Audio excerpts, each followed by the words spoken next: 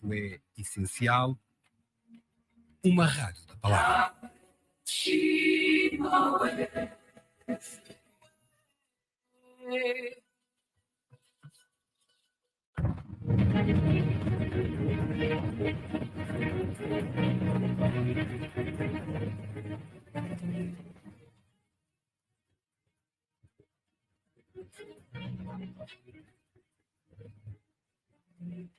Essencial entrevista com Edmundo Pimentel.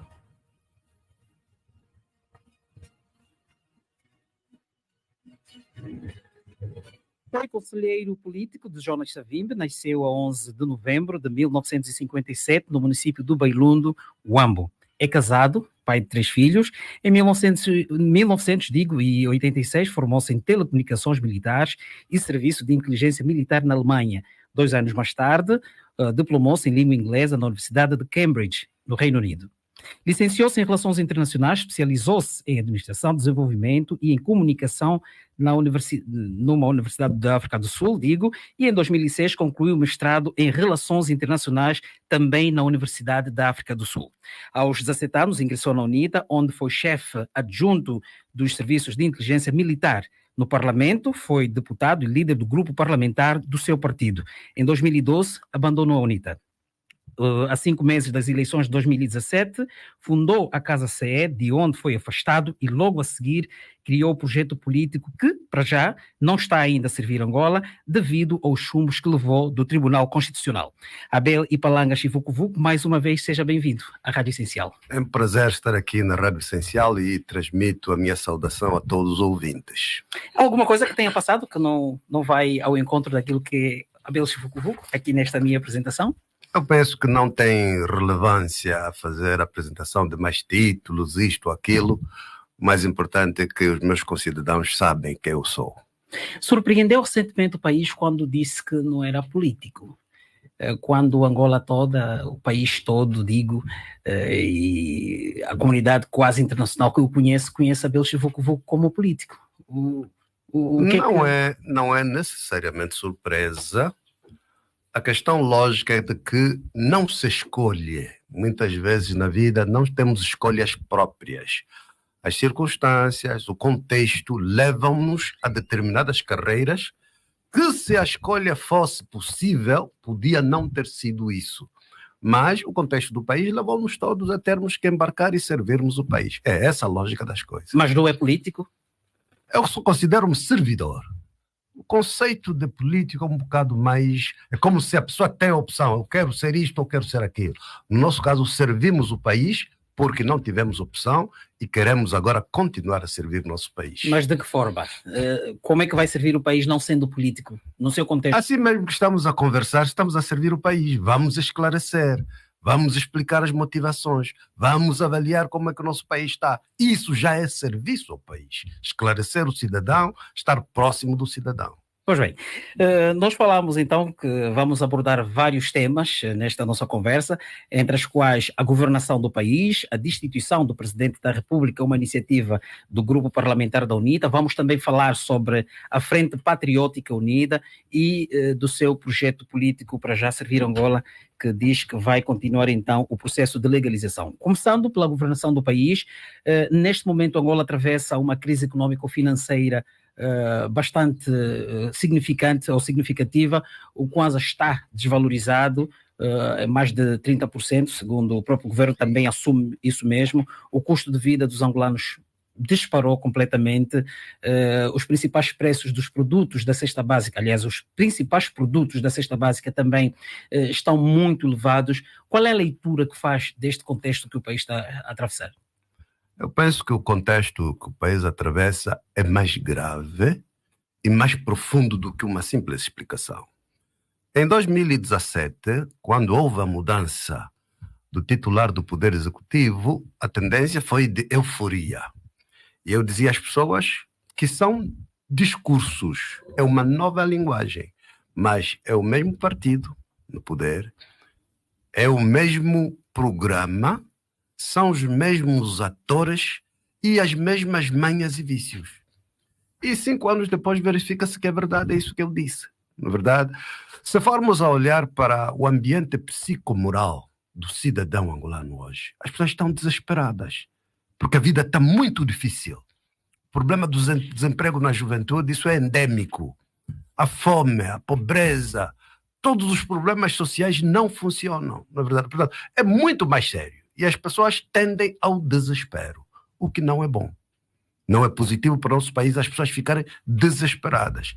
Infelizmente, temos um governo com um nível de insensibilidade muito alto em relação ao sofrimento, porque se tivessem noção do sofrimento das pessoas, teriam, por exemplo, cuidado quando fizeram o aumento do preço dos combustíveis, da gasolina. Na verdade, teriam cuidado, eventualmente teriam encontrado uma fórmula diferente de fazer esse processo. Mas não, foi com brutalidade. E todos vimos o que aconteceu, na verdade. Portanto, é muita insensibilidade perante o sofrimento.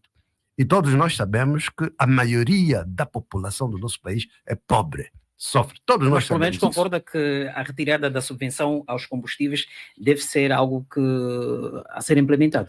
Nem sempre as questões técnicas devem ser implementadas com brutalidade.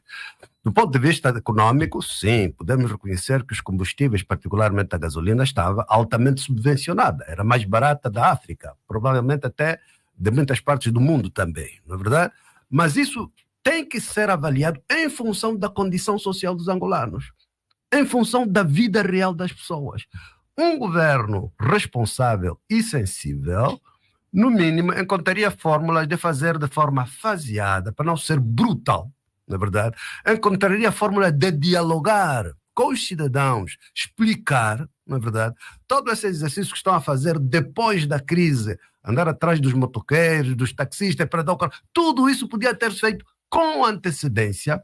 Quando se fizesse as subidas, o cidadão sabe, o cidadão foi esclarecido, foi informado. Portanto, o que há é insensibilidade e incompetência, na verdade. Portanto, do ponto de vista psicomoral, o cidadão está em desespero. O próprio quadro econômico, infelizmente, os recursos são os mesmos, mas o problema é a gestão e a priorização, na verdade. Portanto, a gestão ainda é muito incompetente e a lógica da priorização, na verdade, não está a ser avaliada. Quando fala da gestão incompetente, a quem é que direciona esta incompetência? Ao governo. Ao governo. Na verdade, portanto, todos nós sabemos, porque há que haver responsabilização. Os hoje, os ministros, hoje não existem ministros, existem auxiliares do titular do Poder Executivo. Então, há muita incompetência. Como é que você vai aceitar? Mas esses auxiliares, como diz aqui, são auxiliares, seguem uma ordem de alguém. A questão também na vida não é preciso só seguir ordem. Esses titulares dos órgãos do Estado, não é verdade? Tem que ter capacidade de analisar, capacidade de avaliar, capacidade de programar e de informar o titular do Poder Executivo quais são as melhores opções, não é verdade? Não é só ficar ali, a seguir. Se afinal é assim, então estamos muito mal. Mas no quadro atual do nosso governo, acredita que os auxiliares do titular do Poder Executivo têm essa prerrogativa de poder influenciar, às vezes até mesmo com um cunho de fazer... Deviam ter. Se não têm, então estamos muito mal. Eu não acredito que uma pessoa humana sozinha possa fazer tudo. Isso é impossível, por mais gênio que seja. E nós todos humanos temos competências e temos fraquezas, na verdade. Portanto, devia haver, até porque todas as medidas que estamos a procurar avaliar, se quisermos fazer uma avaliação, não estão a funcionar. A diversificação da economia ainda não está. Está tênue. Até porque, vamos ver, um pequeno pormenor, estive a conversar com os meus colegas. Um dos setores das economias, e em determinadas economias até um dos setores mais dinâmico e vibrante, é o setor imobiliário. Hoje o setor imobiliário foi totalmente a pique. Para além do governo, o governo não tem visão. Por exemplo, a maioria dos cidadãos que têm casas não tem documentos. Porque se tivessem documentos, pagavam imposto e o governo tinha mais receita. A maioria do parque imobiliário de Luanda e das províncias não tem documentação, não pagam impostos. Não é verdade? O próprio governo não encontra medidas que lhe permitam ter mais receitas. Pelo contrário, atrapalha a vida do cidadão. Não é verdade? Neste momento, por exemplo, vê-se que houve uma espécie de deslocamento dos grupos que mais determinam a economia do país. Havia uns determinados grupos até 2017, hoje são os mesmos grupos que foram postos de lado, surgiram outros grupos. Todos os contratos, ou é Mitrelli, ou é Carrinhos, ou é o Matapau, são sempre os mesmos. Como é que a economia vai produzir e vai funcionar? Hoje sente-se que a classe empresarial angolana, na maioria, na verdade, está a entrar em falência. Não há dinâmicas econômicas que permitam às pequenas empresas funcionar, porque são sempre os mesmos que recebem todos os contratos. Mas por que isso está acontecendo na sua visão? Por que os contratos são direcionados a um determinado... Interesses e opções. Representam determinados interesses e é por isso que fazem-se essas opções, até porque nem há contratos, não há concursos públicos. Porque para ter uma economia bem gerida, todos os grandes empreendimentos, por exemplo, a determinado nível, deveriam ser submetidos a contratos públicos. E aqui nós não, temos contratação simplificada, de escolher, isso é para aquela, isso é para aquela, portanto, não melhoramos absolutamente nada. Pelo contrário. Portanto, a situação, do ponto de vista psicomoral, é desesperante. Do ponto de vista econômico, a situação está difícil. Na verdade, os pequenos empresários todos estão a ir à falência. Do ponto de vista político, também é o problema de ausência de uma clara agenda. Ausência. Estamos assim, não sabemos, vamos andando. Porque um país sério, na verdade, teríamos já, neste momento, anunciado quando é que vamos ter as eleições autárquicas. Deveria-se saber, as pessoas preparam-se, organizam-se, o país prepara-se. Toda a gente sabe, mas na verdade. O diploma ainda por aprovar, com o diploma ainda por aprovar, vai ser difícil. Quem é que tem que aprovar? Quem é que tem a maioria no parlamento? É deputado, por exemplo, pode influenciar para que isso aconteça? Não, não é assim. Portanto, no parlamento, a lei da institucionalização da autarquia já está no parlamento há mais de 2 anos. Quem é que tem que agendar? É a chefia da Assembleia Nacional. A chefia da Assembleia Nacional é que é a deputada do MPLA. E não agendam por quê? Porque não querem, para encontrar justificação de dizer que não dá para fazer as eleições autárquicas porque a lei não está. Todas as outras já estão. Mas em 2 anos não fizeram enquanto isso não acontecer, o grupo parlamentar, ou vou falar especificamente de si, vai continuar de braços cruzados? Não há nada que possa fazer, algum tipo de pressão? O processo na Assembleia Nacional, o agendamento das sessões é feito nas conferências dos presidentes dos grupos parlamentares. É aí onde se faz o agendamento. Não é qualquer deputado que vai lá e diz que agora essa lei entra. Não, o agendamento é feito lá. Não é verdade? Essa pode nunca ser aprovada, pode vir a nunca ser aprovada. Enquanto o MPLA tiver noção de que vai perder as eleições legislativas, as eleições autárquicas, vai ser muito difícil. Porque no fundo, é o receio de perderem grande parte dos municípios, não é verdade? Se tivéssemos eleições autárquicas hoje, de acordo com o resultado de 2022, o MPLA só ganhava na Kisama. Em todos os outros municípios perdia. É disso que tem medo, é por isso que não agendam. É por isso que não há visão sobre isso. O presidente de Moçambique, por exemplo, anunciou já, e foi publicado hoje, que haverá eleições presidenciais, legislativas e locais em Moçambique em 2024, outubro de 2024. Já anunciou. Permite previsibilidade, permite as pessoas saberem que temos uma agenda política nacional. Vai acontecer isso, depois vai acontecer isso, depois vai acontecer isso. Nós não, é andar cegos, ir andando. Acredita que esse quadro, até quando é que esse quadro vai ser levado a cabo?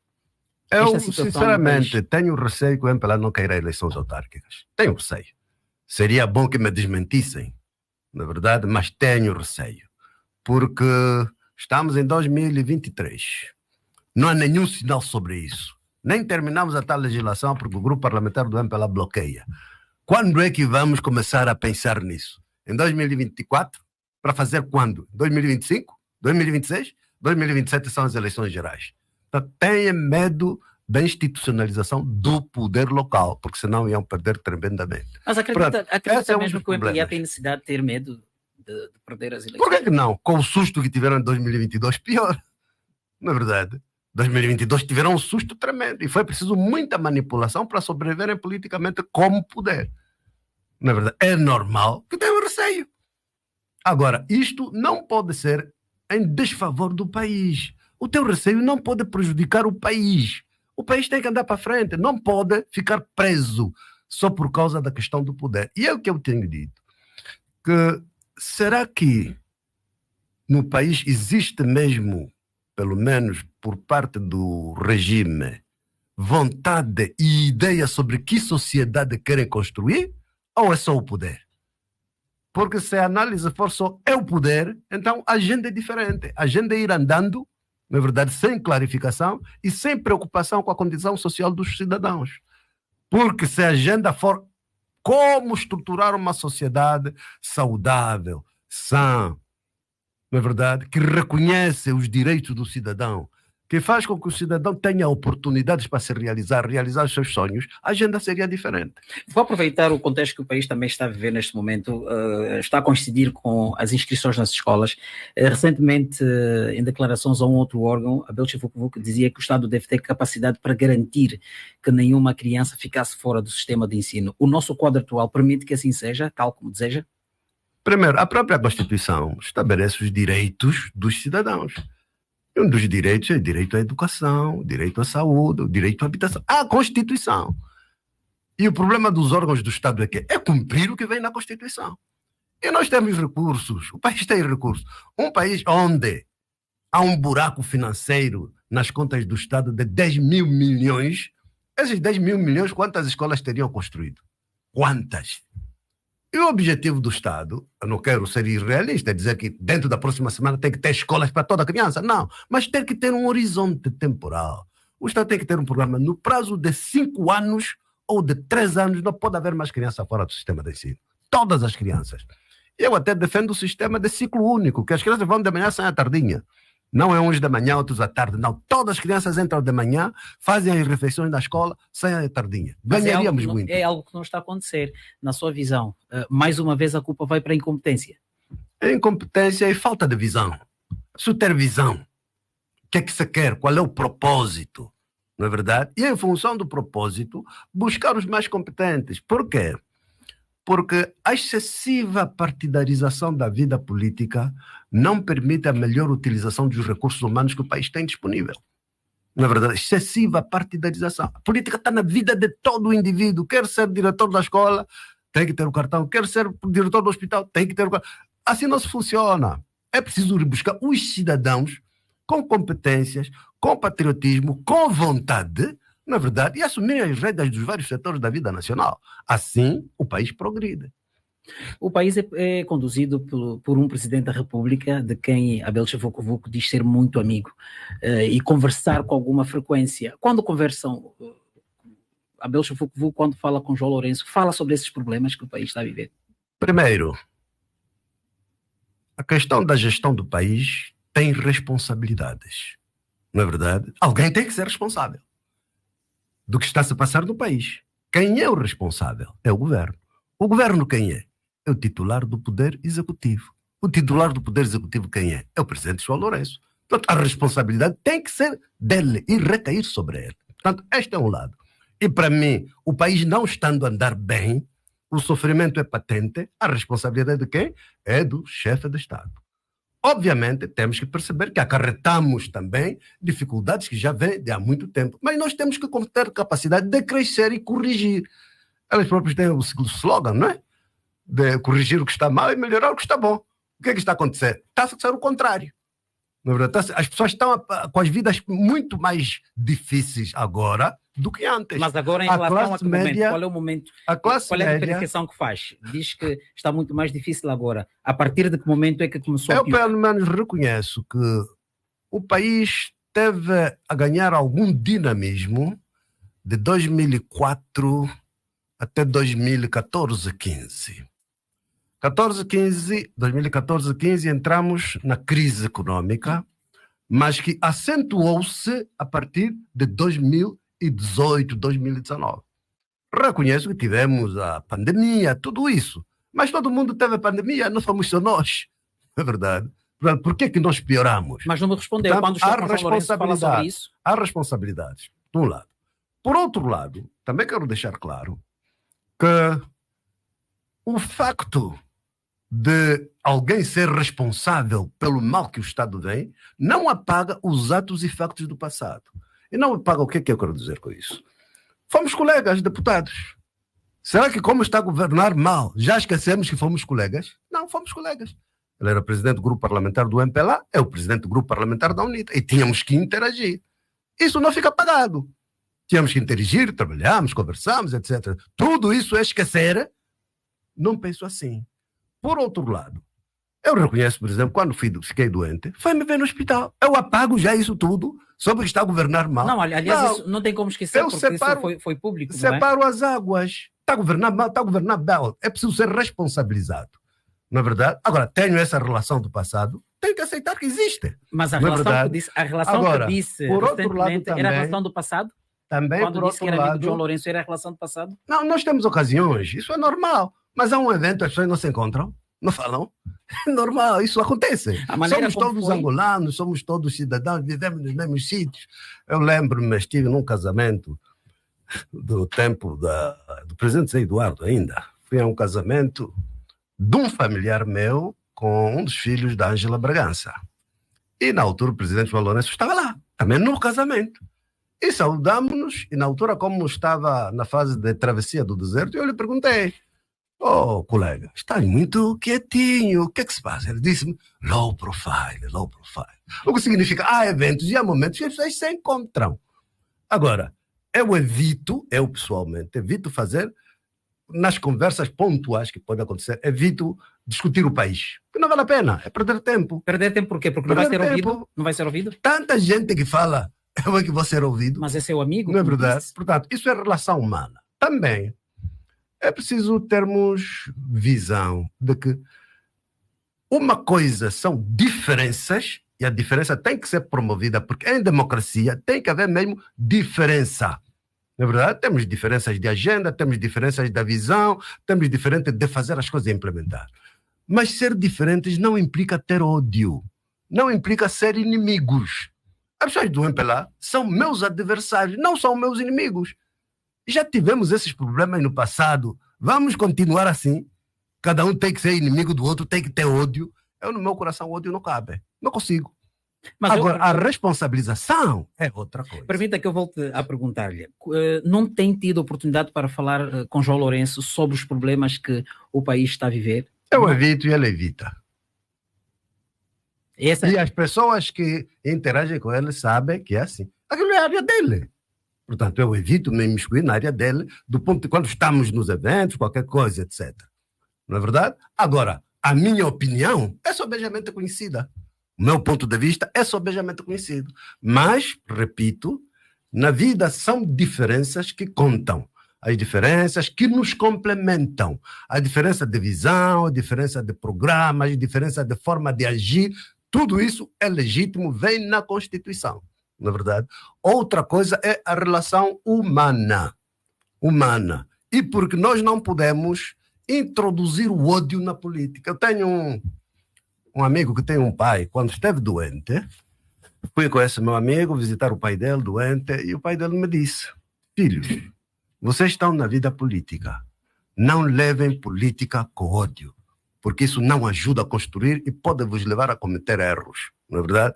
Portanto, é preciso percebermos que diferença, é preciso contribuirmos que somos concorrentes, não é verdade? Para uma visão que cada um tem diferente do país, mas não somos inimigos, nem pode haver ódio de uns para outros. Pois bem, disse que teve um sonho e esperança de que quando João Lourenço chegasse ao poder, isso foi lá mais para trás, o país pudesse evoluir, crescer, e também afirmou mesmo que, infelizmente, tem a impressão de que com José Eduardo dos Santos, na altura, o país era bastante melhor. Hoje mantém esta visão. O país era melhor com José Eduardo dos Santos do que é hoje com João Lourenço. O sofrimento é maior hoje. Não é verdade? O sofrimento é maior hoje. Se for a ver, nos anos 2008, 2009, 2012, um professor, não é verdade, que fosse professor do ensino médio, do ensino qualquer coisa, se ganhasse 100 mil kwanzas, ele tinha o equivalente a $1.000. E os professores, os médicos, os enfermeiros, os funcionários, os coronéis das Forças Armadas, generais, os altos comandos estavam todos a ficar classe média. Estavam a ter casa própria, alguns até conseguiam já mandar filhos também para a Namíbia, para a África do Sul.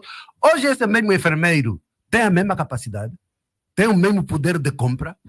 Você ganha 100 mil kwanzas, dá quanto? Hoje. Piorou.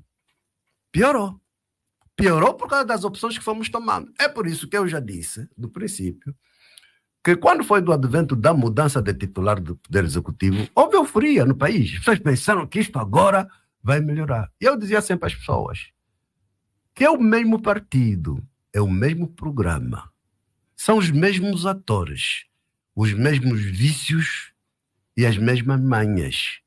E, no fundo, hoje, mesmo essa história de luta contra a corrupção continua ali, a vaguear por todos os órgãos do Estado.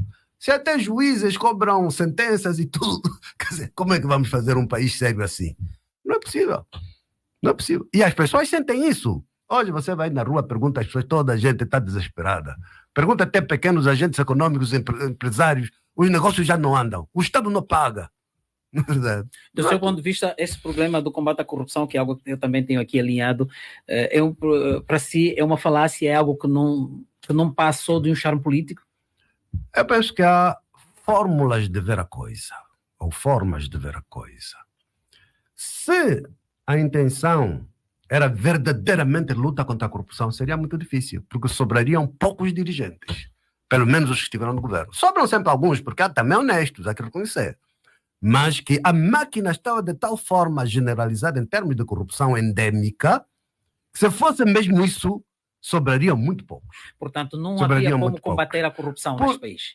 Tem que haver, mas tem que ser a fórmula. Como combater essa corrupção? Não é verdade? Porque é aquilo que diz, o primeiro fator é o exemplo. É o exemplo. Primeiro tem que ser exemplo, em que lá em cima há moral, autoridade moral para dar o exemplo. O exemplo tem que vir de cima. Porque de todos mesmo, a partir do próprio Presidente da República. E todos. Não está a mostrar este exemplo? Não está a dar este exemplo? O que é corrupção? Corrupção não é só o pessoal que tocou. Corrupção é favorecer o amigo tal, favorecer não sei o que. É corrupção também. Portanto, tem que haver exemplo ao nível mais alto, a todos os níveis, para depois, moralmente, haver autoridade para dizer para baixo que não se faça isso. Não é verdade? Porque se o exemplo não corresponde com o que se exige, o problema fica na mesma. Na verdade, as comissões, esses ministérios todos, as comissões continuam, tudo isso continua, na verdade. E depois, também, eu sou da opinião que foi feito um exercício excessivamente seletivo. Seletivo. Todos eles mexeram, ou a maioria mexeu, mas uns foram responsabilizados, outros não foram responsabilizados. Por que uns são responsabilizados, outros não são responsabilizados? E quando faz essa pergunta, qual é a resposta que encontra? Ou você tem uma filosofia que é responsabilizar na generalidade, estudas o fenômeno, ou estabeleces níveis de responsabilização, não é verdade? E é bom responsabilizar, sobretudo, ao alto nível. Responsabilizar mais em cima, porque são os que mais lesam o Estado. Aqui embaixo, coitados. Na verdade, são pequenas coisinhas. É o polícia que pediu, não sei o que. É compreensível. Não é compreensível, que estou a dizer lesa menos. Também, se o agente regulador de trânsito ou o administrador do município tal, não sei o quê, se ele sentir que lá em cima ninguém toca, ele também não toca. Por um lado. Por outro lado, a luta contra a corrupção também passa por criar um mecanismo de gestão econômica e social que haja um equilíbrio entre a capacidade de compra dos cidadãos, o poder de compra e o custo de vida. Não é verdade? Você pega um funcionário bancário, todos os dias manuseia dinheiro, mas o que ele ganha não chega para dar à criança. O risco dele tocar é grande. A criança está doente e ele ganha mal. Não é verdade? Porque aqui ganha-se mal. O salário mínimo nacional é quanto?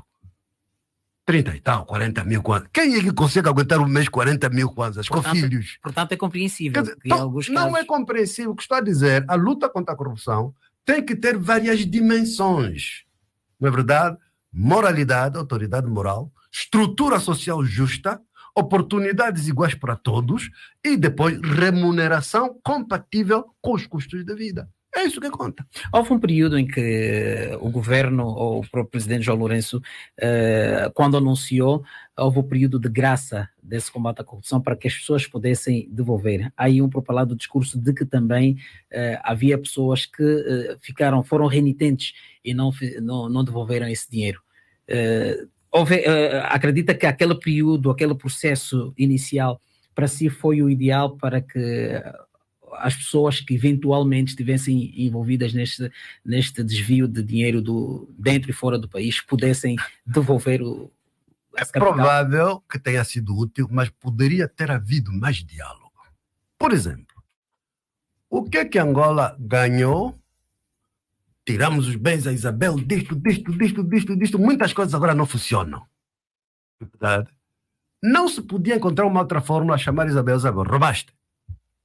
Então, como roubaste, você continuas a trabalhar, mas esses empreendimentos, X% ficam do Estado. Quer dizer, E não você se deveria continua a criminalizar trabalhar, as pessoas. X pessoas ficam do Estado porque roubaste, o Estado toma possessão, mas você continua a gerir e ficas com uma pequena percentagem porque também trabalhaste. Na verdade, roubou, mas trabalhou. Na verdade, tirar tudo, ganhamos o quê? Depois muitas coisas não estão a funcionar. Não ganhamos nada. Portanto, há várias fórmulas. Há várias fórmulas que podiam se encontrar em que o Estado recuperava os seus ativos, mas a vida econômica não parava, continuava. Optaram por outra fórmula. Podia ter dado. Mas, no meu entendimento, não resultou. Não resultou. Pois bem, vamos então continuar aqui a nossa conversa. São neste momento 18 horas e 4 minutos. É nosso convidado Abel Chivucovuco, o coordenador-geral do projeto político Para Já Servir Angola e também deputado pelo grupo parlamentar da UNITA. O grupo parlamentar ao qual pertence está a levar a cabo um pedido, a intenção de pedido de destituição do Presidente da República. E já disse mesmo que, segundo o presidente do grupo parlamentar, disse que nos próximos dias vai pedir a todos os deputados do partido para votarem a favor, pelo menos inicialmente, não é? Vai pedir que haja uma subscrição. Abel Chivucovuco vai votar a favor desta solicitação de destituição do Presidente da República, enquanto deputado? Primeiro, a destituição é legítima. E é legal. Está prevista na Constituição. Toda a gente sabe. No artigo 2º da Constituição está dito que somos ou pretendemos ser um Estado democrático e de direito. Na verdade, Estado democrático de direito pressupõe o primado da lei. E a mesma Constituição, no artigo 129, também diz que a impugnação pode ser feita de forma criminal ou política. Portanto, isso é legítimo. Até nem se discute esse problema. Mas a minha pergunta foi diferente. Vou falar. Esse problema é universal. A impugnação é universal, de acordo com os sistemas. Por exemplo, o chefe de Estado de Portugal não é impugnável, porque ele não tem poderes executivos. O primeiro-ministro, que tem poderes executivos, é impugnável por via, na verdade, do voto de não confiança no Parlamento. Isso é normal, não tem nada especial. Quantas vezes não fizeram lá em Portugal? Você vai ver na África do Sul também. O chefe de Estado tem poderes executivos, é impugnável. No Brasil, nos Estados também. Unidos é impugnável. No Brasil. Isto não é assunto. Porque se afinal, se a pessoa pegar nas cláusulas da Constituição e começar a agir, vamos dizer que está a desestabilizar, então a Constituição é que está a desestabilizar, não são as pessoas.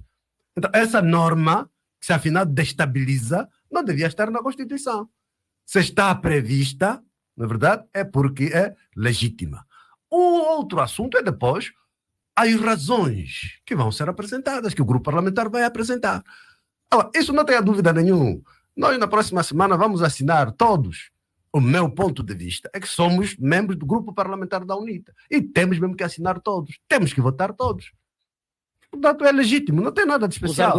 Os argumentos que a UNITA apresenta para a destituição do Presidente da República, como é que avaliação é que faz? Significa há coisas que estão a acontecer. Agora, se não estão a acontecer, que provem. Há um ditado que diz: quem não deve, não teme. Se você tem razão, não tenha receio, está na Constituição, façam.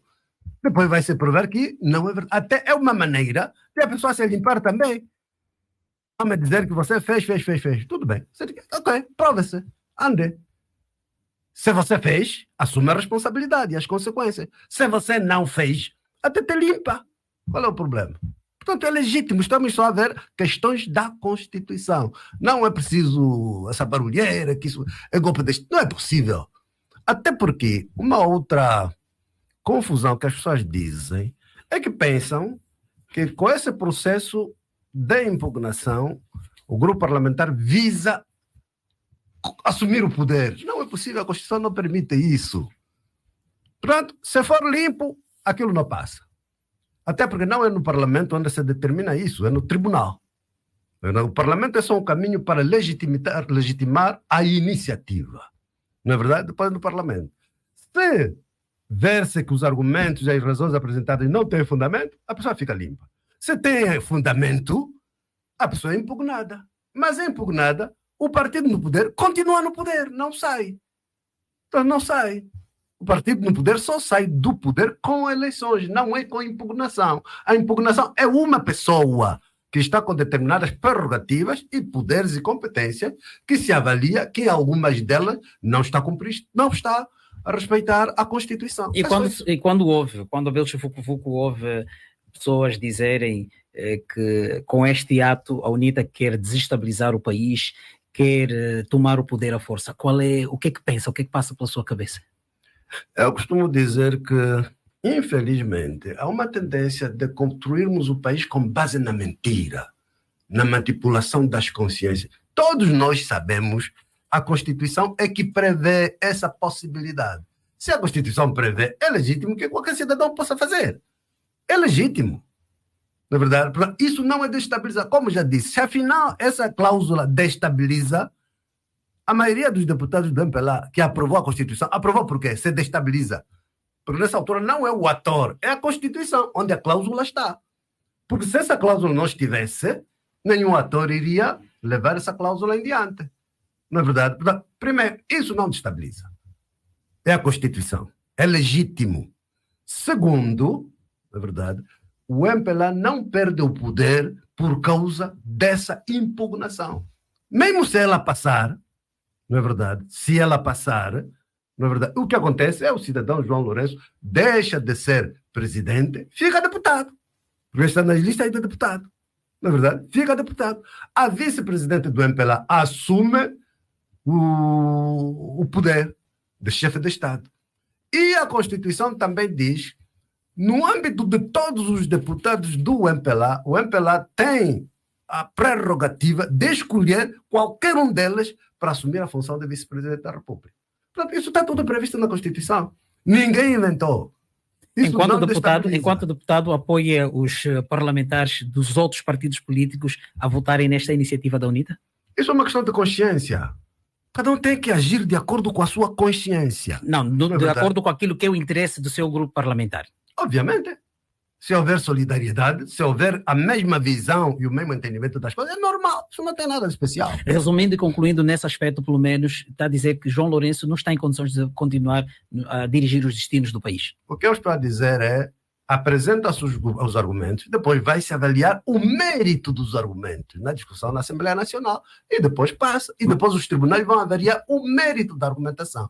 Essa argumentação foi abordada do ponto de vista teórico na declaração do grupo parlamentar da UNITA, ainda não foi apresentada como documento jurídico para dar entrada no tribunal. Isso vai ser a seu tempo, suponho. Eu não sou da direção do grupo parlamentar, mas penso que vai ser feito a seu tempo. Conheço o parlamento em que trabalha, aliás, está lá há muitos anos. Acredita no sucesso dessa empreitada do seu grupo parlamentar? Em primeiro lugar, se está na Constituição é porque é legítimo e é um direito. Agora, se vai resultar ou não, deixa a consciência dos deputados todos da Assembleia Nacional decidirem. Não, eu pergunto no quadro do contexto daquilo que é o cumprimento da... Se o grupo parlamentar avançou, é porque acredita que sim. Se não, eu não vejo. Você fazer uma coisa que você próprio não acredita, só para show? Não acredito isso.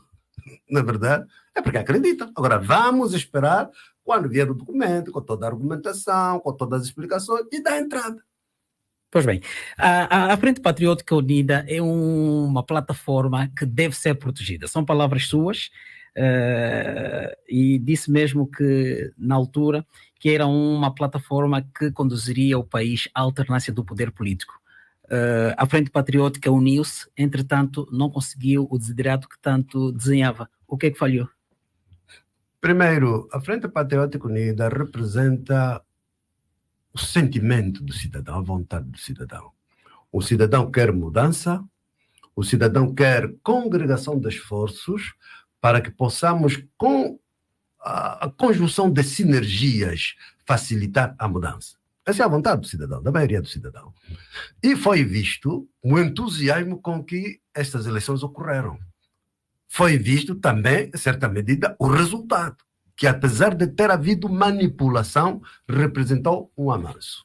Na verdade, portanto, e é por isso que eu defendo a teoria, nós todos defendemos, precisamos de preservar esse dom da Frente Patriótica Unida. Precisamos de preservar isso. Precisamos de lhe fazer crescer, ficar mais forte.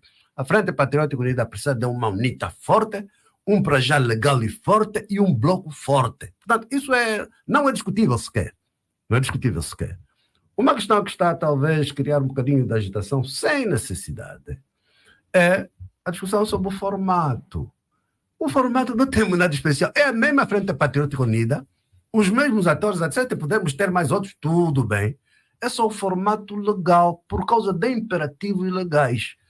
Toda a gente sabe que a nossa lei determina que um partido que não concorre em 2 eleições consecutivas é automaticamente extinto. E no formato de 2022, por exemplo, o Bloco Democrático como partido não concorreu. Em 2027 tem que concorrer, porque senão é extinto. Nós queremos o Bloco dentro da Frente Patriótica e queremos que ele seja extinto? Não. Por um lado. Por outro lado, também é preciso desmistificar que um formato diferente do formato de agregação não altera a identidade das forças políticas. Cada uma delas continua a identidade própria. Eu lembro-me, em Moçambique, por exemplo, há anos atrás, houve um esforço da RENAMO que fez uma coligação também, e a coligação chamava-se RENAMO-União Eleitoral. Simples como isso. Simples como isso. Na verdade. Até porque o que estamos a fazer, não estamos a inovar nada. Isso já aconteceu em muitos países, africanos até. Portanto, só analisamos o contexto que o país vivia e vive e chegamos à conclusão que é a melhor fórmula. Portanto, e nós temos... Está à vista, está a querer anunciar aqui, isso. Está a querer anunciar que poderá haver este formato de uma UNITA enquanto maior partido na oposição, comparativamente ao que poderá ser, caso seja aprovado o seu projeto político para já servir Angola e o Bloco Democrático, vão unir-se à UNITA para eventualmente formar uma coligação com a UNITA, por exemplo, UNITA alguma coisa. É o que está a dizer. Eu não vejo qual é a dificuldade disso. Teremos um momento próprio para discutir isso. Na verdade, teremos um momento próprio e temos abertura suficiente. Mas, pelo menos, a ideia é esta. Eu dei um exemplo. Houve na Moçambique a RENAMO-União Eleitoral. Qual é o problema? UNITA-FPU. Qual é o problema? A UNITA é UNITA. Nós somos para já. Porque eu faço essa pergunta porque eu tenho consciência de que Abel Chivucovuco pretende ter um partido político não apenas para fazer oposição, mas para com vista a ser mesmo presidente da República. Ou já alterou? Eu já demonstrei que para mim não são títulos, é servir o país. Não é verdade? Até porque... Já não é seu desejo ser presidente da República. Até porque em 2022, talvez até 2021, houve muito esse debate. Então, mesmo vai se aceitar número 2? Quero lá saber. Número 2, número 3, número 4, se concorre para melhorar a vida dos angolanos. Qual é o problema? Ou será que Abel Chivucovuco juntou-se à UNITA porque não tinha alternativa? Alternativa na vida sempre. Eu não acredito. Qual seria a alternativa em 2022, por exemplo, se não entrasse? Antes de nós discutirmos com a UNITA, por exemplo, o Bloco Democrático queria que eu fosse cabeça de lista do Bloco Democrático. Então, não há alternativa, não é assunto. Mas não tinha receio, por exemplo, que juntando-se ao Bloco Democrático pudesse vir a acontecer o que aconteceu. Eu já não me tinha juntado àqueles partidos que fizeram a casa. É exatamente isso. Mas, eu já me tinha juntado. Mas foi apoiado do lado. Tudo bem, mas para servir encontramos outro modelo. O importante é sermos úteis ao nosso país. O importante não é você olhar para si próprio. Na verdade, somos apenas uma migalha no meio de milhões de angolanos. O importante é continuarmos o serviço público. A capacidade de estar número 1, número 2, número 3, isso não tem valor absolutamente nenhum. Pois, eu insistiria nessa questão da formação, de juntar-se, no caso, à UNITA. Abel Chivucovuco está a assumir que, a ser legalizado o seu projeto político, estaria mesmo só a existir para fazer oposição e não para concorrer, por exemplo, às eleições presidenciais. Está a assumir isso? A mudança é a parte mais importante. Mudança. E nós temos que estudar quais são os fatores que viabilizam a mudança. É trabalharmos juntos. Então, vamos trabalhar juntos. Não é verdade? Se é isso que viabiliza a mudança. Porque o que queremos é mudança. Não é verdade? O que queremos não é Francisco Xavier ou Joaquim chegar lá. Não. É a mudança. Não é verdade? Para haver uma melhor qualidade da governação do nosso país. E o que nós chegamos à conclusão é de que juntos a mudança é possível. Juntos. E então é isso que fizemos em 2022 e é isso que temos vontade de fazer em 2027. Mas isso não implica que o Prajá não seja legal. Até o contrário, com o Prajá legal, a própria FPU fica mais forte. Com um Prajá legal, um Prajá forte, um Prajá dinâmico, um Prajá criativo, fator de dinamização do país. Uma UNITA forte, com visão.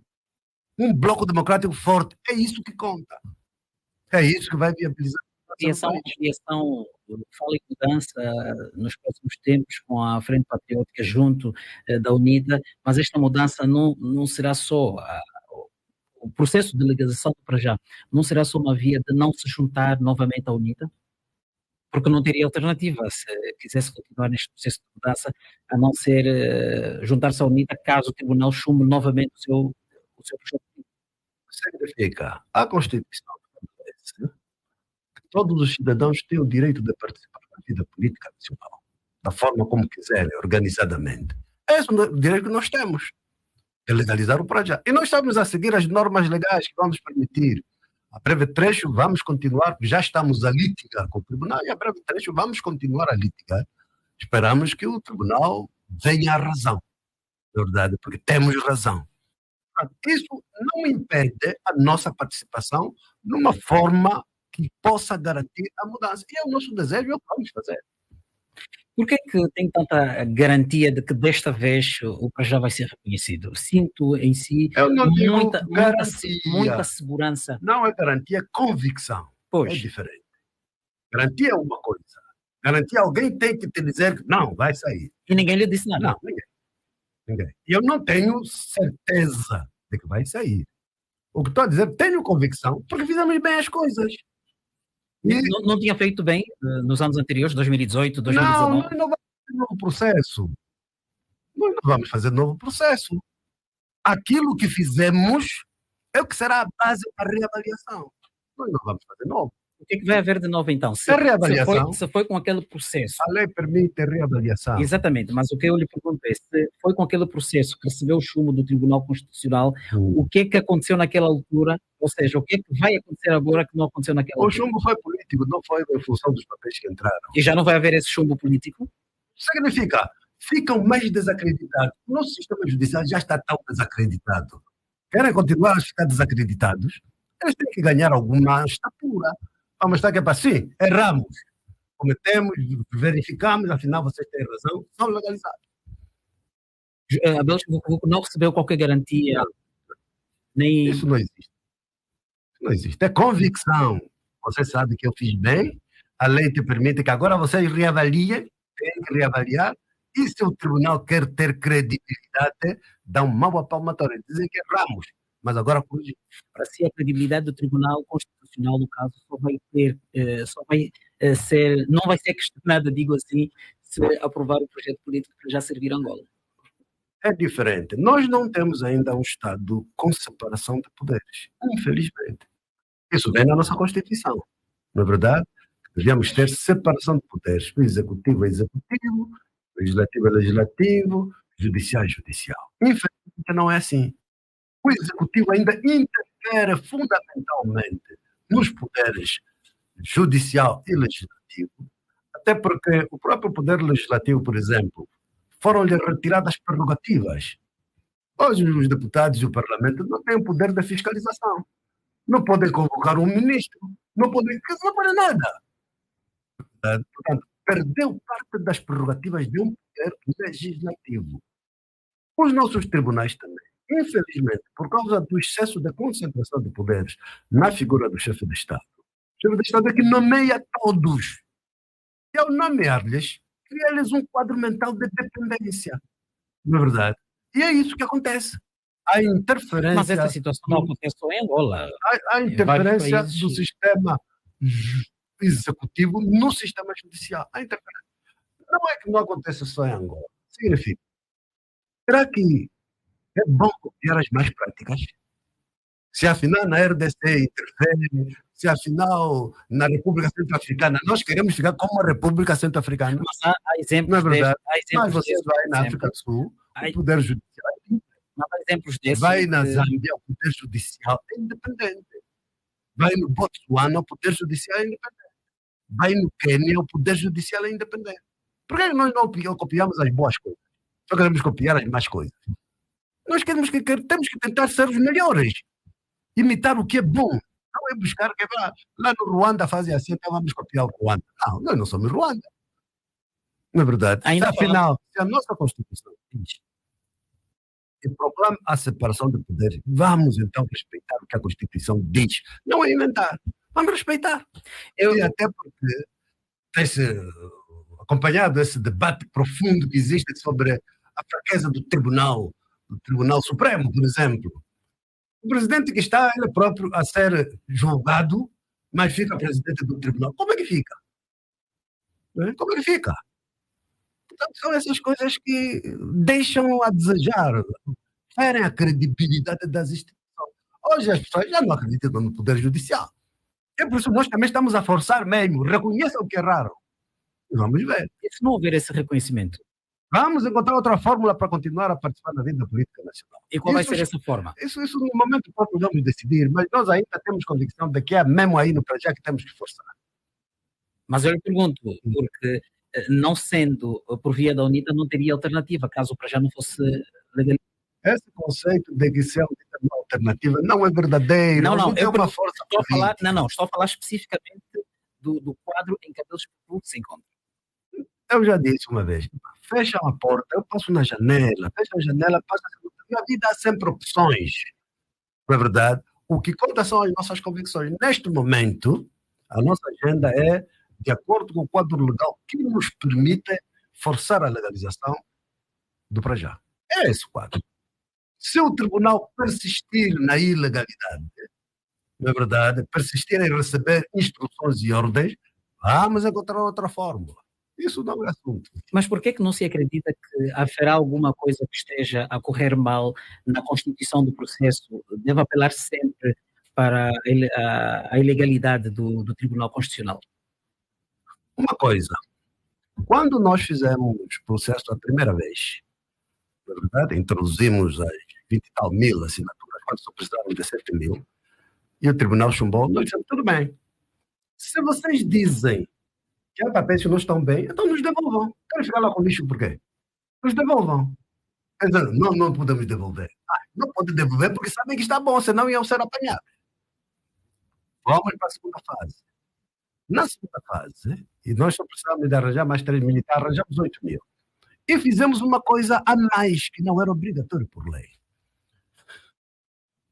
Pegamos nos documentos, como o tribunal estava a dizer que as assinaturas são falsas, as assinaturas não estão conformes, fomos aos notários. O reconhecimento notarial das assinaturas. E reconhecemos 8 mil. E foi o tribunal. O notário também é do Estado. E disse que está conforme. E foi. Chegaram ao tribunal e disse, não, nós não queremos saber dos notários. Então, o notário é do Estado, diz que está conforme, o tribunal diz que não está conforme. E nós achamos, tudo bem. Se vocês dizem que não está conforme, estamos a pedir, vamos fazer uma equipa técnica, juntos, nós vamos mandar para o tribunal e com a vossa equipa vamos verificar papel a papel. Para ver onde está errado. Não pode, vocês não podem vir aqui ver. Tem medo de quê? É porque sabem mesmo que o processo estava exemplar. Sabem? E é preciso que também se perceba que nós somos todos angolanos. Somos irmãos, familiares, amigos. Nos encontramos, óbitos, nas festas, etc. E fora dos círculos oficiais, também explicam que é ordem lá em cima. Nós as pessoas conversam entre uns e os outros, a corrente passa, Não é verdade? Foi passar deixa. Passa! Isso, por que não? Você tem lá gente amiga, pessoas conhecidas, não é verdade? Portanto, os procedimentos, isso aqui não há coisas estanques, não há barreiras, não é? Não há barreiras. Porque nos vários órgãos também temos familiares, também temos amigos, etc. Portanto, e sabemos também o que é que se passa. E é por isso que o papel do cidadão também é ensinar as instituições a trabalhar por cidadão. Porque nós temos uma administração geral e instituições públicas que parece que o papel deles é complicar a vida do cidadão. E eu costumo dar um exemplo. Os britânicos é um país que não tem Constituição, a Constituição é pelo costume. Eles recordam-se, fazia-se assim e até hoje continua assim. Os britânicos não tinham bilhete de identidade, não usavam bilhete de identidade. Quando veio esse problema do terrorismo, etc., etc., os britânicos acharam que a melhor maneira de controlar tem que haver bilhete de identidade. E o Estado disse, agora os cidadãos devem ter bilhete de identidade. Os cidadãos não queriam. A maioria dos cidadãos, não. Vocês querem bilhete de identidade para nos controlar. Não queremos. O Estado é que teve que andar, máquina administrativa. De casa em casa, faz favor, toma o teu bilhete de identidade, faz favor, pessoa recebe só para distribuir. Não. Os angolanos sofrem só para conseguir bilhete de identidade. Tem um direito. Bilhete de identidade. Não é verdade? O Estado, o papel deles é atrapalhar a vida do cidadão. Eu já disse, o indivíduo tem o terrenozito dele, no Benfica, em Viana, Camama. É o direito da superfície. Quem consegue? O Estado atrapalha. Quem é que consegue o direito da superfície? É verdade. Não é um papel do Estado outorgar. A pessoa quer registrar a casa que já é dele na nova vida. Não consegue. Disse isso outras vezes e eu vou repetir aqui, que o Tribunal Constitucional não foi, aliás, o Tribunal Constitucional que ilegalizou o seu projeto político, mas sim o MPLA do seu presidente João Lourenço. Admito que já disse isso. Portanto, que foram poderes extra-tribunal que determinaram. Não, mas disse agora, eu não tenho entrevista, prova de ele dizer que é o fulano, o Joaquim ou o Antônio. Mas não tenho. numa entrevista que deu a DW ou a Voz da América, dizia que tinha sido o MPLA por via do seu presidente. Que houve a interferência, houve. Portanto, isso é simples. Portanto, não foi o MPLA que viabilizou a legalização do seu partido. Quem é que interfere nos poderes executivo, judicial e legislativo? É o executivo. É que interfere. Quem outro iria interferir? Não é verdade? E depois também é preciso termos em consideração. Por exemplo, existem os comitês de especialidade. Comitê de especialidade dos juízes, comitê de especialidade de não sei o quê. E por ali também, o próprio partido vai passar as orientações para aqueles que estão nos órgãos do Estado. Nesse caso aqui é preciso separar as águas, não é? Apesar de João Lourenço ser seu amigo, não significa que não possa combater um adversário político. Mas somos adversários sentido. Mesmo? Não, neste sentido, inclusive, influenciar o poder político. Adversários, será adversário significa o quê? Não, eu pergunto... Se tiver duas equipas de futebol, cada uma equipa vai procurar derrotar a outra. Não é nesse sentido. Influenciando, inclusive, o poder judicial para prejudicá-lo. O que estamos a dizer é que houve interferência do partido no poder. É isso. Agora, qualquer pessoa não, isso é outra coisa. Vai processar as autoridades, disse, os ministérios da administração do território, o próprio governo por via da administração do território e também o Ministério da Justiça por terem viabilizado o projeto político para já servir Angola. Como é que vai dar início a esse processo de processar? A que órgãos é que vai recorrer? O que aconteceu? Nós fomos solicitar declarações de residência às administrações. E as administrações nos passaram as declarações de residência dos subscritores. E essas levamos ao tribunal, não é isso? As administrações são os órgãos de quê? Do Estado. Tutelados por que ministério? Administração do território. Não é isso? Então, se afinal são órgãos do Estado que nos deram papel, vão para outro órgão do Estado, que são os tribunais, e dizem que aquele órgão do Estado que nos mandou não vale, ou é falso. A culpa é de quem? É do cidadão que foi na administração do Estado pedir um documento e pagou, e levou para o tribunal disse que não vale. A culpa é minha ou a culpa é da administração que me deu esse documento? Não é? Primeiro. Número 2. Vamos buscar o documento da administração com a cópia do bilhete de identidade do cidadão e assinatura. Recebemos da administração. Pegamos nos documentos, fomos nos notários. Os notários são órgãos do quê? Do Estado. Tutelados por quê? Pelo Ministério da Justiça. Pegamos nesses documentos, fomos no tribunal, o tribunal disse, não vale. Mas então, um órgão do Estado nos dá uma coisa e pagamos, e nos notários não é barato. Pagamos. Agora vamos no outro órgão do Estado, diz que aquilo que aquele órgão do Estado fez, não vale. Então, quem é que falhou? É por isso que, afinal, se este órgão do Estado diz que aquilo não vale, então aquele órgão do Estado deu-nos documentos impróprios. E nós pagamos. Não é verdade? E então têm que ser responsabilizados. Nós temos que ter cidadãos que o Estado vai contra ti e você deixa. Não. É um teu direito, tens que exigir aquele direito. E é por isso que nós dissemos que vamos processar os órgãos por danos morais, danos materiais, danos psicológicos, porque foi muito difícil. Vamos processar. A minha pergunta é, estudamos, aonde é que vai recorrer para fazer isso que está a dizer? Vai processar? Os processamentos, portanto, tem que ser queixas criminais. A queixa criminal tem que ir na Procuradoria-Geral da República. As queixas criminais... São os órgãos que desacredita, que diz ter influência sobre o Poder Executivo. É mesmo isso, significa, é um exercício também didático. Porque os angolanos estão habituados que o Estado lhe prejudica e ele fica sentado. Não, não pode. O Estado tem que ser pessoa de bem, fazer o bem ao cidadão, prestar serviços. E quando presta mal, na verdade, quando não cumpre com o seu papel, o cidadão tem que ter o direito de dizer, não pode ser, isso que vocês fizeram está errado, então vocês agora vão para o tribunal. É verdade. Portanto, esta é a filosofia. Entretanto, os próprios advogados estão a encontrar a maneira mais ajustada. Na verdade, também tivemos conselhos a nos dizer que não, Manabel, processar o Ministério não tem eficácia porque o Ministério não tem poderes. Os ministérios são simples auxiliares do titular do Poder Executivo. Portanto, não tem autoridade própria. Mas o ato foi feito pela administração. Então, vamos encontrar a fórmula para encontrar um mecanismo onde responsabilizar. Mas os processos têm que entrar na PGR. É assim. E a PGR depois avalia e tramita para os tribunais. Não estou acreditando na independência dessas instituições. O que é que espera que saia daí? Mesmo que seja só para ensinar, já é bom. Para ver se nos outros casos já não vão prestar mais o cidadão. A questão não é só se vai dar mesmo ou não vai dar. É preciso os órgãos do Estado também começarem a ver que há cidadãos que não aceitam, que não permitem o abuso da autoridade, o abuso do poder. É verdade. É uma maneira também de ajudarmos os outros. Porque os outros estão no governo, precisam de ser ajudados. Não façam mais isso. É verdade.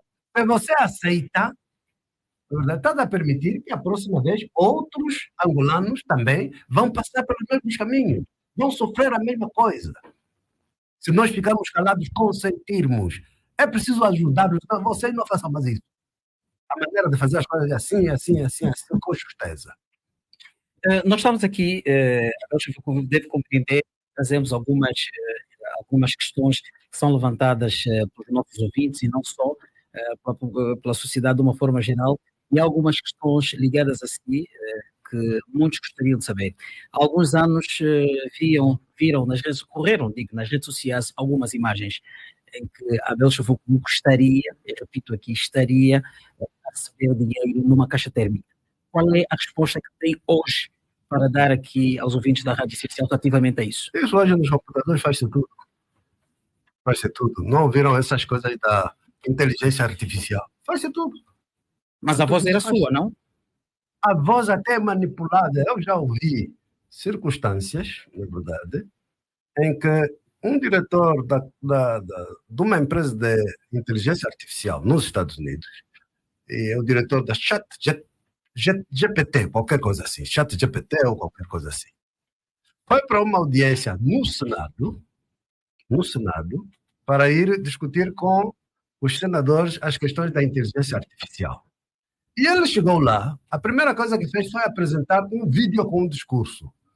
Quem é que estava a fazer o discurso? Era o presidente da comissão do Senado que ia lhe receber. Voz autêntica, imagem autêntica, tudo fabricado por computador. E o próprio senhor, ao ouvir ele próprio falar, uma coisa que ele falou. Portanto, assim, aquela imagem que correu... Isso é manipulação. E a conversa que manteve com Beto Kangama também era manipulação? É manipulação. Isso a voz hoje não é mais assunto. Pois, porque inclusivamente algumas frases que usa com alguma frequência também estavam presentes nesse discurso. Os sistemas estudam, na verdade, e depois fazem da maneira, com a entoação, com as pausas, da maneira como a pessoa faz. Isso hoje não é mais assunto do ponto de vista tecnológico. Hoje vem aqui uma empresa, vai montar, vai apresentar o teu discurso como se fosse você. E aquele dinheiro que estava, a Belchivucovo, que estava de um lado, qual é a leitura que faz? Também tem que ver com o discurso. Não tem nada a ver comigo. Porque parecia ter uma camisa assim parecida a essa que está a usar no vídeo em que aparece. Não, essa não é com certeza. Essa não é com certeza. Não é com certeza. Pois bem, ouvintes da Rádio Essencial, nós continuamos aqui com a conversa com Abel Chipucubuco, coordenador-geral do projeto político para já servir Angola, com quem então estamos a falar, avaliar um bocadinho a vida do país.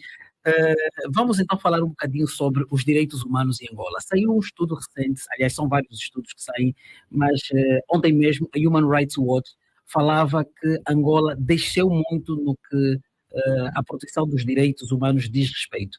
Qual é a avaliação que faz? Há um exagero dessas organizações ou há alguma realidade dentro disso? Alguma verdade? Digo?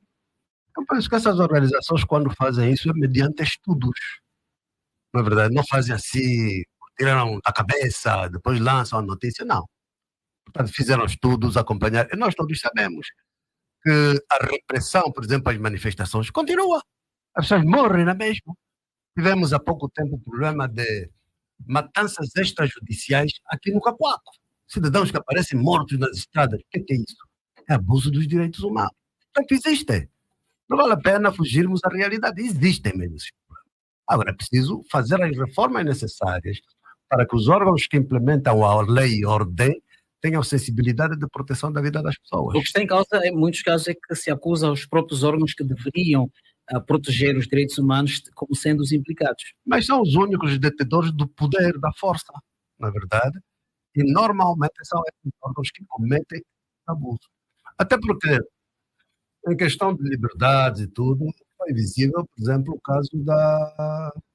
o caso da proposta de lei para mais ou menos controlar as organizações da sociedade civil. As ONG. Não é verdade? Portanto, isso é um recuo.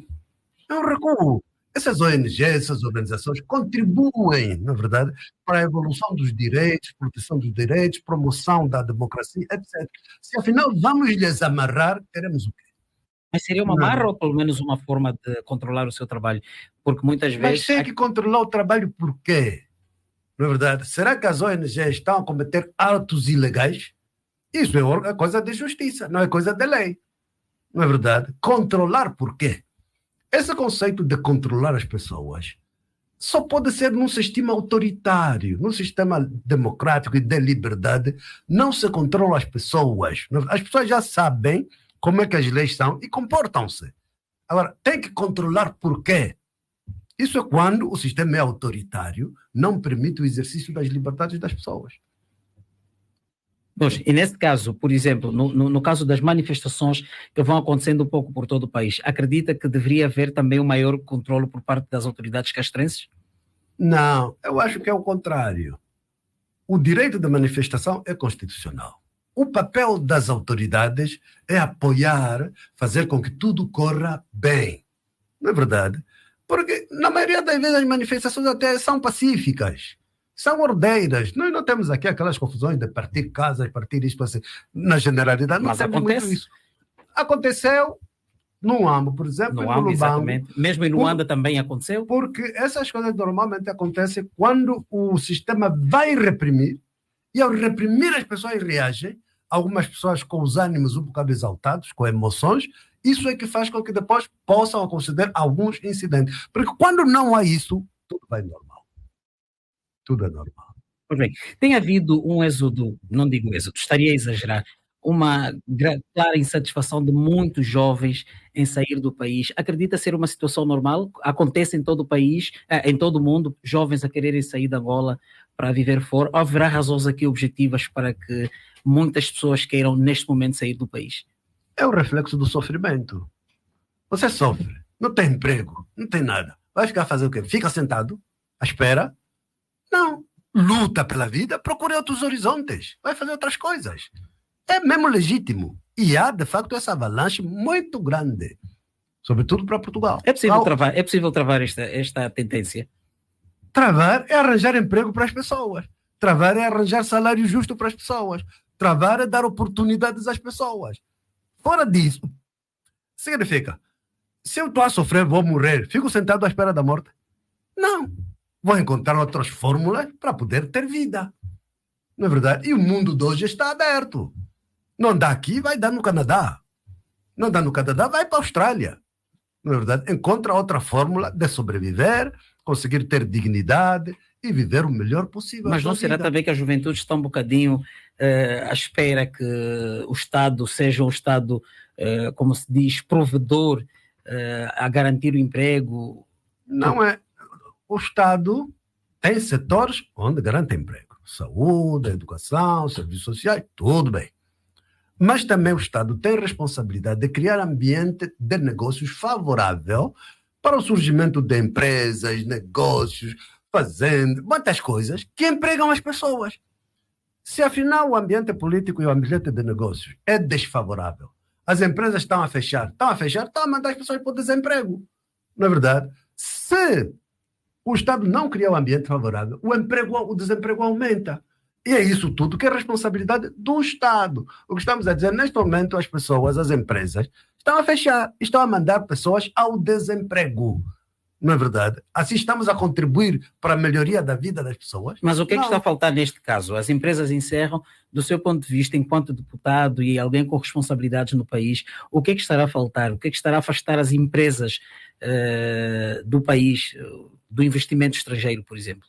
As dificuldades burocráticas, as dificuldades de pagamento. O Estado não paga. O Estado absorve serviços, mas depois para pagar.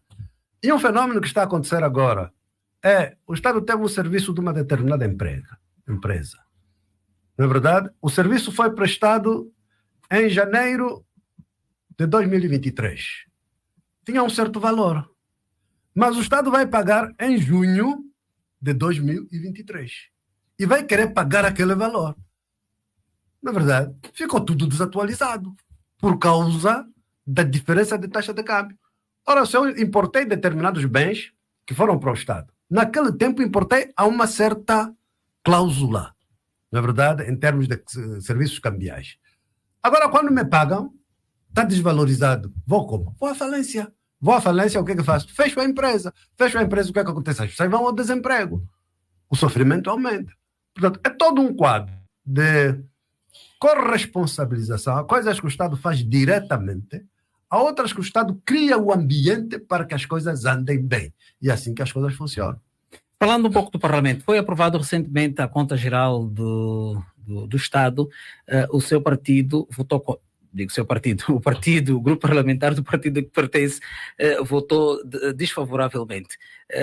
Havia razões substantivas para que tal fosse assim?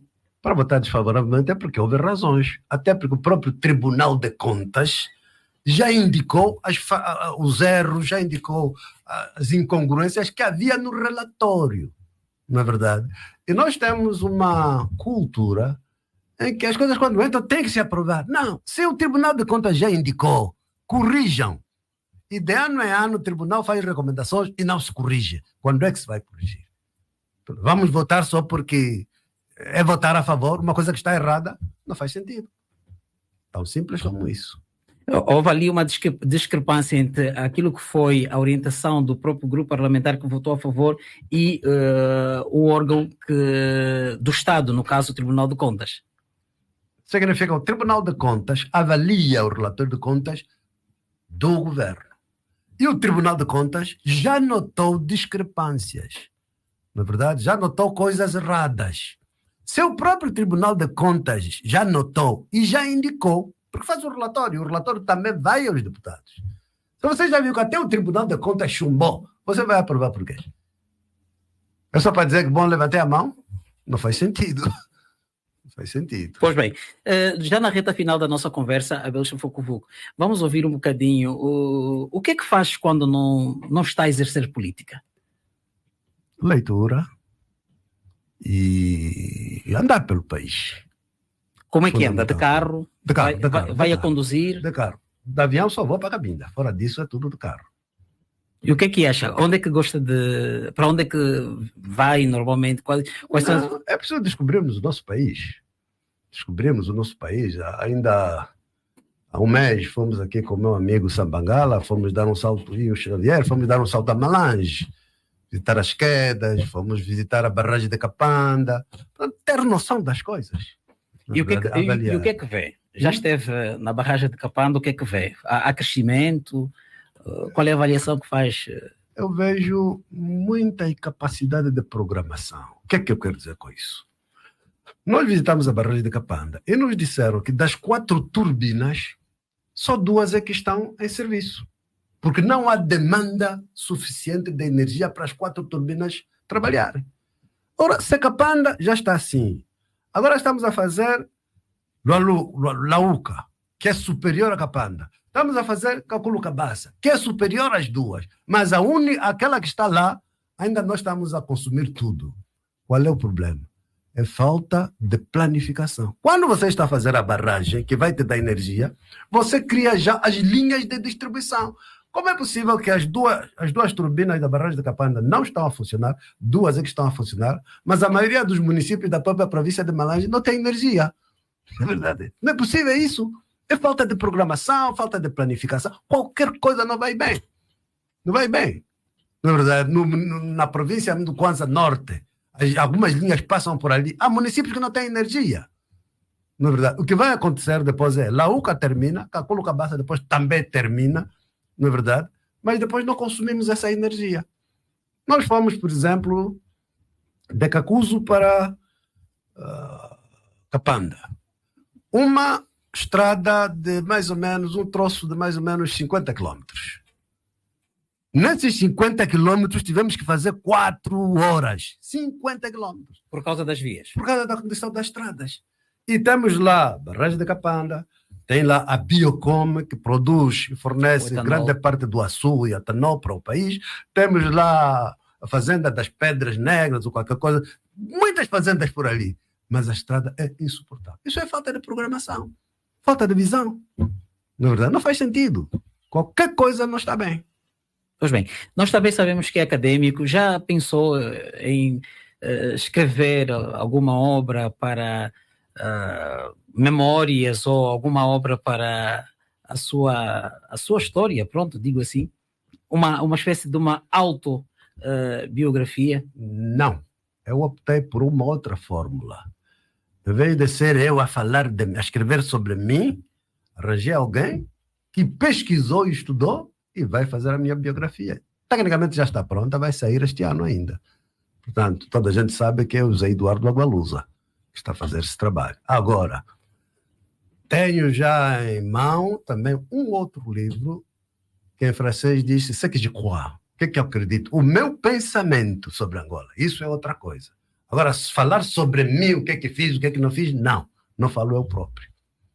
Pois bem, e o que é que pensa sobre Angola, assim de forma muito resumida? É um país belo, não é? Isso terá que vir no livro, né? Mas de qualquer das formas as pessoas vão acompanhando o que eu vou dizendo, na verdade, embora de forma assim um bocadinho dispersa, as pessoas sabem o que eu penso. Mas no livro já será de forma mais estruturada. Mas isso é só para 2025, 2026. 2024, 2025, 2026. Aprecia a literatura angolana? Um bocado. Não há muito tempo para ler literatura, está mais ligado à área das ciências políticas. Não. Se for a minha casa, eu tenho lá mais de 3.000 livros. E lidos. Não é livros para ficar nas prateleiras. Portanto. Influencia os familiares? Sei que tem familiares que são políticos. Aliás, está aqui ao lado um irmão seu que também é político, a sua atividade política tendencialmente tem estado a influenciar familiares ou seguem por... os seus familiares que estão na política seguem por outras razões? Todos são adultos, têm consciência própria, convicções próprias, rumo próprio. Portanto, não é influenciar assim. Não é assim. Cada um já são adultos. Não é? Se fossem meninos, porque normalmente até são muito ligados a si, aos seus projetos políticos, não é? Alguns, né? Alguns, outros nem fazem política, porque também nem todos estão na política, na verdade. Portanto, agora, cada um tem as suas convicções, tem o seu percurso, na verdade, tem a sua própria forma de ser. Portanto, cada um é livre. É livre. A nível doméstico, em casa, Solé estuda política, cozinha, o que é que faz Abel Chivucuvuco? Não, tudo faz de um bocado para tudo, na verdade.